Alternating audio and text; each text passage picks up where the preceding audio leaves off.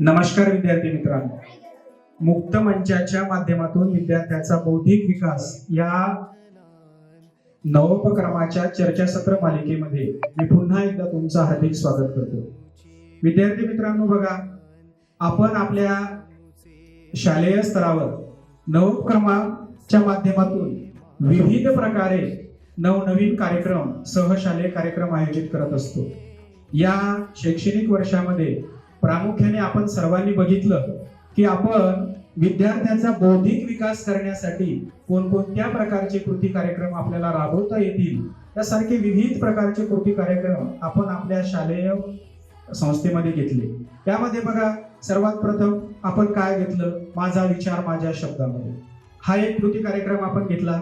माझा विचार माझ्या शब्दामध्ये म्हणजे तुम्ही जो काही विचार करता, जो काही कृती करता, ती कृती तुम्हाला तुमच्या शब्दामध्ये सांगायची आहे। तुम्ही सूर्यमालेबद्दल जर काही प्रश्न तयार केले असतील, तुम्ही एखाद्या प्राण्याबद्दल काही माहिती तयार केली असेल, तुम्ही एखाद्या झाडाबद्दल माहिती तयार केली असेल, तुम्ही तुमच्या कुटुंबाबद्दल माहिती तयार केली असेल, तर सगळ्या गोष्टी तुम्हाला या ठिकाणी तुमच्या भाषेमध्ये, तुमच्या शब्दामध्ये तुम्हाला येईल त्या बोली भाषेमध्ये या ठिकाणी बोलायचं आहे। आणि हा जो आपला नवोपक्रम आहे, हा नवोपक्रमाचा मुख्य उद्देशच आहे की विद्यार्थ्यांमध्ये असलेल्या सृजनशीलतेचा विकास करणे, त्यांच्या गुणकौशल्याचा विकास करणे, त्यांच्यामध्ये असणारं संप्रेषण कौशल्य वाढवणे, आकलन क्षमता वाढवणे, त्यांच्या स्मरणशक्तीला वाव देणे, यासारखे विविध प्रकारचे उद्दिष्ट घेऊन आपण हा नवोपक्रम तुमच्या समोर ठेवला।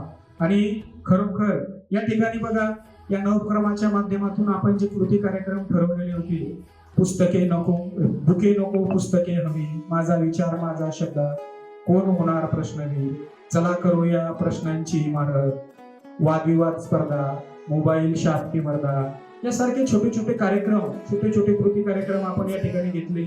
या प्रत्येक कृती कार्यक्रमाचा खरोखर तुम्हाला फायदा झाला की नाही?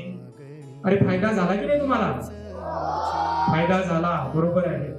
फायदा झाला म्हणजे या ठिकाणी आपण जे काही गोष्टी या ठिकाणी तुम्हाला शिकवल्या, त्या प्रत्येक गोष्टीचा तुम्हाला चांगल्या प्रकारे फायदा झाला।